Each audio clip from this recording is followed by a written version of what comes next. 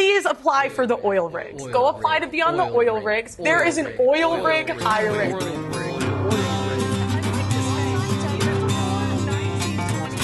Hello again from the Socialist Republic of Washtenaw County. I'm Danny the Highlighter Thief. I have huge problems with debate as a medium, and I think more often than not, it's a waste of time. It's basically never about who's right, it's about who's more experienced at debate. Steven Crowder can stroll onto a college campus and espouse the dumbest shit you've ever heard, and because he has more debate experience, the 18-year-olds he argues with, despite being correct, or at least more correct than Crowder, don't know how to refute him. And there's nothing worse than watching someone take your position just to lose a debate. Now, I'm not here to teach you how to debate. I don't know how to debate. My school didn't have debate. I've never done any serious debate. But I do know a bit about how not to debate.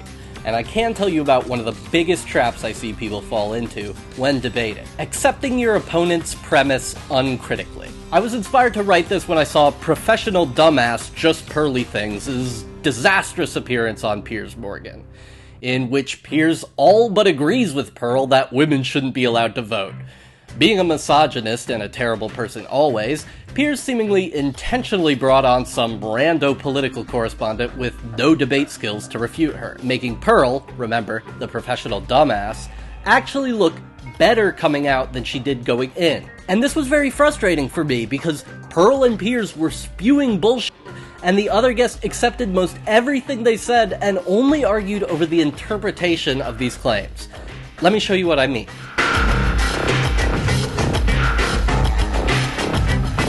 There are several deeply flawed premises that Pearl and Piers posit throughout this interview. We'll go loosely in chronological order. First, there's this. I found out that only 5% of women wanted the right to vote. Hey, guess what? That's not true. I looked for this statistic because it seems ridiculous, right?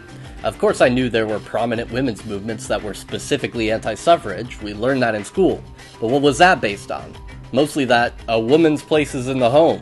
Okay? According to whom?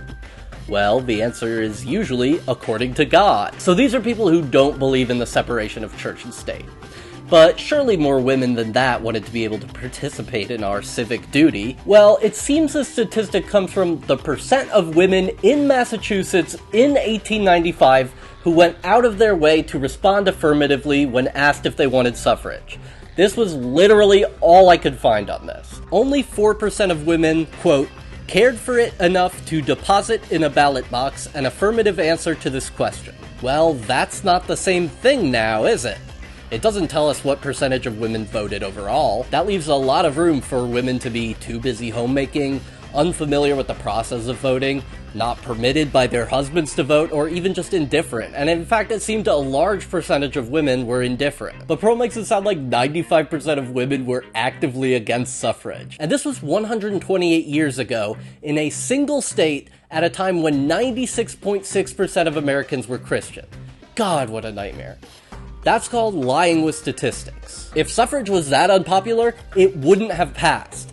Not to mention, who gives a shit about what the populace thought back then? What's important is people in the present day, and more women vote than men now. Additionally, Massachusetts is in the eastern United States, but suffrage was more popular, and in fact already policy, in the western US. But what does Piers do?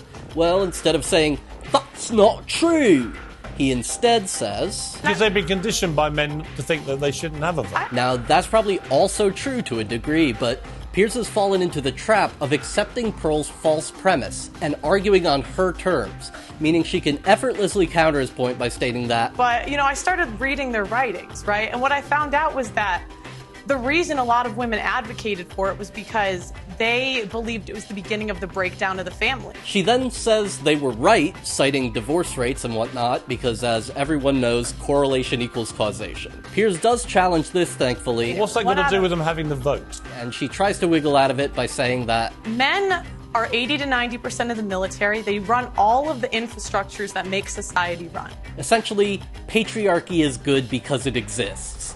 Bulletproof.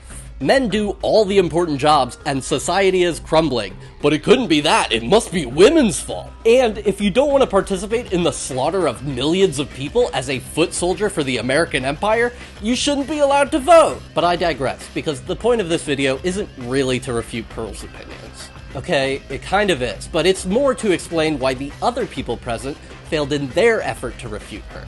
I'm sure there are plenty of reaction videos taking her to task that dissect all of her opinions. Now comes the other guest, Ava Santina, who also argues on Pearl's terms, although not uncritically. She does question the statistic and whether Pearl is literate. The stats that you're putting down are perhaps correct in some universe. I mean, just to take you back to the to the women's writings that you've allegedly read. I mean, at allegedly. The time, but she immediately shoots herself in the foot, saying this. At the time that you're talking about, you know, women weren't really allowed to write. They weren't allowed to go to school. Oops, that's not true. While it's true that for a long time women couldn't attend higher education, Oberlin accepted women as early as 1837, and the first women's college opened in around 1839.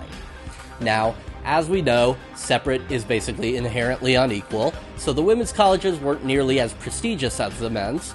Columbia only started accepting women in the 1960s, and women were cordoned off to Barnard, a great school, but hardly close in its renown to Columbia.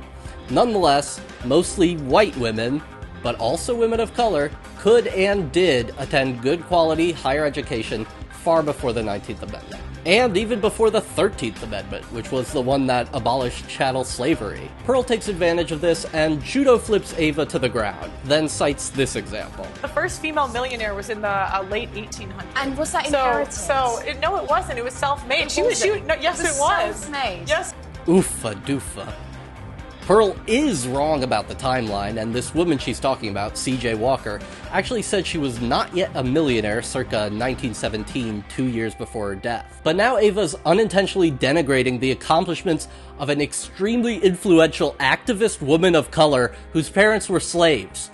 What Pearl forgot to mention is that C.J. Walker was a leader of, and a donor to, drumroll, the women's suffrage movement! It might not seem like Ava is accepting Pearl's premise here, but she is, by engaging with this talking point instead of saying, well, what's that got to do with voting? But she already dug this hole for herself by saying women weren't allowed to write, which is ludicrous and misogynistic, and she continues to dig. Ava instead asks, what law allowed that? Well, Ava, the laws of Colorado, Pennsylvania, Indiana, and New York. To be fair, her business partner was her husband, who was a man, but he didn't do jack shit compared to her. Pearl probably learned about Walker from the Netflix series Self-Made, which is deeply historically inaccurate, like most of Pearl's sources, due to her being a dumbass. I tried researching Ava, and there isn't a ton of information about her. She seems to have some good takes, but a women's studies expert she is not. Pearl has a platform. She has a fan base. She's making some huge claims to a lot of people. As a public figure, she should be debating an expert. Lots of shows get experts on. Try it sometimes, Piers. I did find this, which sucks, I guess. Also says her eyes are black, but that doesn't exist. Either way, Ava then thankfully brings the conversation back to voting, telling Pearl that she's encouraging young men to be misogynistic. To which Pearl makes an inane and completely unrelated point about how you should only be allowed to vote if you're the gender that most oil rig workers and military personnel are. You don't even have to do any manual labor. As long as you're the gender that usually does it, you're good. Men do all of that. Well, then, okay, I'd love for the feminists, please apply for the oil rigs. She completely dodges Ava's point because she doesn't have an answer. She panics and retreats to more familiar territory. But Ava doesn't try arguing that this makes no sense, that oil rig bosses wouldn't hire most women, and that oil is destroying the planet, that the US military is a genocide machine that has nothing to do with the topic at hand. She doesn't refute Pearl's premise that if women want to vote, they should do half the dangerous jobs, and she just says she personally doesn't have the build to work on an oil rig. She then says, maybe you do, which Pearl and Piers both interpret as an insult because they're both misogynists. Okay, well, I don't think that I'm physically built for that. You might be, but I'm absolutely not. No, but you said you're Wow. Pearl, I hate you. You're a Christian nationalist fascist and an albatross about the neck of the internet. You are a truly sickening and despicable sophist pygmy who knows nothing about women, politics, or history. You are an embarrassment of a human being who spends every second of the day crawling around licking the boots of people who don't respect you, think you're subhuman, and frankly, wouldn't cross the street to spit on you if you were burning alive. However, being big is totally okay. It's not an insult. But on top of that, later on you say, women, we don't want to live in reality. We don't want to say things that are true. Was she fat? Yes. Despite this, you get offended when Ava correctly pointed out that you're larger than her. You fool. You absolute soulless grifter. You scum. You clout-hungry piece of shit. Ava explains herself, and Pearl completely demolishes her own point by saying, but I don't have more strength. I don't have more strength than the average man. Take your right maybe that's why most oil rig workers are male. It's biologically easier for them to gain muscle. So now, according to Pearl, you only get to vote if you can deadlift 400 pounds or more.